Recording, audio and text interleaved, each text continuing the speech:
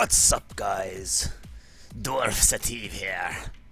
Gonna be talking to you a little bit about the Warlords of Draenor expansion. But seriously, guys, this video is about Warlords of Draenor, and we're going to be talking a lot about the changes that I think are going to be going through to live. Because currently it's a beta build, and you can never invest too much hope into what's going to happen, because everything there is subject to change. But there are a few aspects of the expansion that seem pretty set in stone, so I'm going to go ahead and cover those first. Then we'll speculate a little bit about how rogues are going to be in the expansion. But, for starters, let's go ahead and examine things that are going to remain the same. One of those things are combo points on the rogue. As you see, I pre-made this dummy here. No matter who I target, those combo points are active. Same goes for Marked for Death. You know, I can Mark for Death target A, go on target B. This is probably the best thing to happen directly to rogues in a long while. It helps all the specs perform better through easier combo point management. This change alone makes playing on the beta feel a lot smoother and is really enjoyable. So next up is our good friend Tricks of the Trade. He's been kind of beaten into submission. No longer on the global cooldown, but no longer increases damage of your teammates, and it does not cost any energy. Currently, the only use for Tricks of the Trade is for PvE purposes, to redirect threat to your tank or other designated target. One of the greatest changes that I feel are definitely going to make it to live is the change to Ambush's positional restriction. I can ambush you in your face. Yeah, that's right. Oh, you just want to, you know, turn around and be annoying? Yeah, that's right. Ambush from your face, bitch. And Backstab got a little bit of love as well in the same department. You can now backstab from their sides. Yeah, that's right. Not quite from their face, you know. That's asking too much. Now look, I can backstab from here. That's a huge change over live. Huge change, laddie! Yeah. Currently on live, you might notice things like shadow step kidney shots, or, you know, stunning a warrior and having him blade storm out of your stun while he was clearly stunned, like the debuff was there. A lot of things like that happen on live servers, and that's because PvP and all actions in general are sent in batches of anywhere to 100 to 400 ms. So if you send your action halfway through the batch, it'll be a 200 ms delay, but if you send it at the start, it'll be like a 340 ms delay. I don't really know the exact mechanics behind it, but all I know that in Warlords of Draenor, that kind of mechanic has been completely removed, and you just send your skills instantly. Skills are all sent at the exact same time, instead of sent in batches. So basically what this means is, when you're standing on top of a target spamming a stun, that stun is more likely to go off, because if you're in range when you use that stun ability, you'll definitely be in range when it goes off, because it goes off instantaneously, instead of you having to wait for the batch to be sent through. So another change that affects rogues and all classes in general is crowd controls being toned down. A lot of classes are losing a lot of their abilities. Well, rogues weren't really affected by this all that much, because rogues haven't really gained much over the years other than paralytic poison and disarm and stuff like that. Dismantle is being removed from the game, as well as all other disarm effects, including monks, hunters, pet grapple, warriors disarm. All those kind of things are gone from the game totally. Other things that are changing are some diminishing returns are being merged with one another, like Dragon's Breath now diminishes with Polymorph, and Hunters lost their Scatter. They still have Instant Cast Trap though, which now goes off instantly to compensate for the lack of Scatter, but that shortens the CC chain. There's a lot of changes coming down the pipe for CC for PvP, so keep your eyes to that. In general, Blizzard wants to tone down crowd control so that you have more time playing your character, but can still set up those nice CC chains and score those sweet kills. That's all for the general stuff, guys. Now we're going to be moving into things that are subject to change. A lot of these include how specs are performing, how rotations work, how passives are functioning, glyphs, talents, that sort of thing. So the second half of the video, I want you to watch just for fun, because this stuff might not be there tomorrow. Alright, so let's take a moment to look at our talents and our glyphs that we're going to be dealing with in Warlords of Draenor as it currently stands. As many of you heard, Paralytic Poison has been replaced by a new passive, Internal Bleeding. This passive is doing quite a bit of damage for some specs like Combat and Subtlety, but is considerably weaker for Assassination. As well, Internal Bleeding has extremely good synergy with Subtlety's new passive, Sinister Calling. When you're multi-strike with Backstab or Ambush, you also twist the blade, causing all of your bleeds to tick an additional time. Those additional ticks from Internal Bleeding can be anywhere from 6k to 12k criticals, which is a substantial amount of damage in Warlords of Draenor. Other than that, there hasn't been much changes to the talent tree, other than how some skills function. Currently, Subterfuge breaks after you use a stealth ability. If you get attacked while in stealth, you still have that 3-second window to use a skill, but you can't garrote Cheap Shot anymore. As for the level 100 talent tree, each spec performs better with each talent, I feel. Like, Assassination and Combat can make relatively good use of Shadow Reflection, because Shadow Reflection's damage isn't affected by things like Fine Weakness or Sanguinary Vein. So, the ambushes and backstabs from your Shadow Reflection as Subtlety are 20% weaker or more, considering most of your damage comes from having Fine Weakness up. Whereas Assassination, Shadow Reflect, Mutilates, and Venoms, all of them hit for full damage, because there aren't any weird little passives that are increasing the damage that your abilities are dealing as Assassination.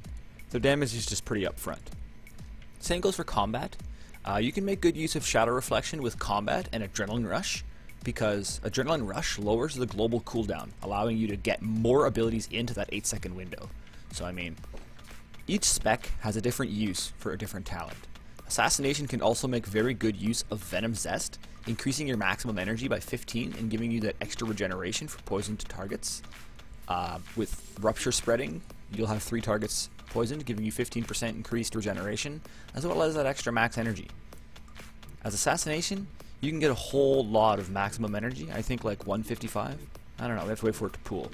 Yeah, 140, because we have no set bonuses yet, so we can't be sure on what kind of energy we'll have. But yeah, as I'm saying, the level 100 talent tree, each one of them has a good use. Currently, I like using Death from Above, because it looks badass, and the damage can be pretty beefy when you set it up right. Of course, any Eviscerate hits like wet noodles without Fine Weakness and Sanguinary Vein, so setting up a good Death from Above can get you some pretty substantial damage, and using it as a small gap closer can be viable as well. You know, if you're sitting just outside of your target's range and you have no physical way to get to them, you can Death from Above. The glyph situation is not looking too hot for rogues right now, especially a Subtlety. You're really pigeonholed into taking energy because you just need the extra energy. This is a new glyph that was implemented because I think the 30 energy set bonus has been removed from the PvP gear, so we're just stuck with this now, I think. Though a new glyph was added that is a whole new concept, very cool. It makes your evasion kind of offensive at the same time as defensive. Each time you dodge while evasion is active, you gain 10 energy. Straight up, no drawback, no nothing, just boom. And blind, you all know what that does, but you know, you just need it right now. Get rid of them bleeds. Especially Hemo. Hemo lasts for days. Generally when I've been PvPing though, I've been doing this, because Recuperate's really strong right now. And Energy Flows is hella troll versus melee. Obviously you'd swap it out if you're not fighting melee or anything, but yeah, right now in Serious Arena, this is what my glyphs would look like. You know, I'd pick this depending on what I'm fighting, and I'd take these just every damn game, so that's kind of boring. So now I'm going to take some time to go over the 3 different specs and talk about their changes to how their rotations are, and just a little bit of my thoughts on how they're performing currently in PvP. Now remember, it's early in the beta, so things are all subject to change, and God only knows how good these specs are going to be when we go live. Some things, like Combat's cooldown reduction when using combo point finishers, is completely broken, doesn't reduce CDs at all, so yeah, let's get started with Subtlety. Alright, so currently Subtlety is very bleed orientated due to the addition of Sinister Calling, well, the change to Sinister Calling I should say, because when you multi-strike with Backstab or Ambush, you also twist the blade, causing all of your bleed effects to instantly tick an additional time. What this implies is that setting up burst as subtlety is a little bit more complicated than it was before. What you have to do now is have a full rupture rolling as well as an internal bleeding. That way your ambush multi-strikes can get the most damage possible. As well, there's a new mechanic where your hemorrhage dot will just get bigger and bigger as you spam hemo. It deals 100% of the straight up damage over time as a dot. Something else that has changed with the way that your dots will work is you can roll the dot effect. They copied the Warlock effect Pandemic and put it into a lot of classes' abilities. Rupture lasts 24 seconds, so you can refresh it around 6 or 7 seconds to add 30% extra to the rupture duration. Same goes for Slice and Dice, Recuperate, and all other buffs and debuffs. So one of the major changes to Assassination is Slice and Dice is now a passive, which means you don't have to spend a combo point putting it up, it's just always active. Though it's kind of awkward to not see the buff up there in the corner, it's something that you'll get used to over time. Another thing that's really interesting is when you activate Vendetta, your next ability has a 100% increased chance to crit. Kind of like the old Cold Blood, which is pretty sweet, honestly. After that, we've got Empowered Envenom, which is fantastic. It adds a little bit of depth to the assassination rotation. Instead of just pulling energy before an Envenom to get the extra poison procs, you now pool energy before an Envenom to deal 30% additional damage with Mutilate and Dispatch. So, as I said, rotationally, nothing's really changed. You still want to be pooling energy so that when you get your full Envenom off, you'll be able to utilize the buff to get the increased damage on all of your skills. As well, you want to be keeping Rupture up because each tick of Rupture now regenerates 10 energy. Assassination has always been a relatively straightforward spec, and now it's putting out some ridiculously high numbers. I'm hoping that it kind of stays like this because it'd be interesting to have at least 3 functioning PvP specs. Because currently in Mists of Pandaria, the damage Assassination was putting out was a little too low throughout the entire expansion. So here's to hoping things look good for all the specs. As for combat, the only really noteworthy change as to how the spec functions is Revealing Strike no longer generates Bandit's Guile. It is instead used to spend energy when you don't feel like increasing your Bandit's Guile. Basically giving you more control over when your Bandit's Guile will proc, and not forcing you to spam things like Expose Armor or other useless abilities, just so you're not capping on energy. Something that has changed as to regards to how the spec plays though, is the damage bonus from Deep Insight has been increased to 50%, so Killing Spree with red buff is more important than ever. All in all, rogues are looking very good in Warlords.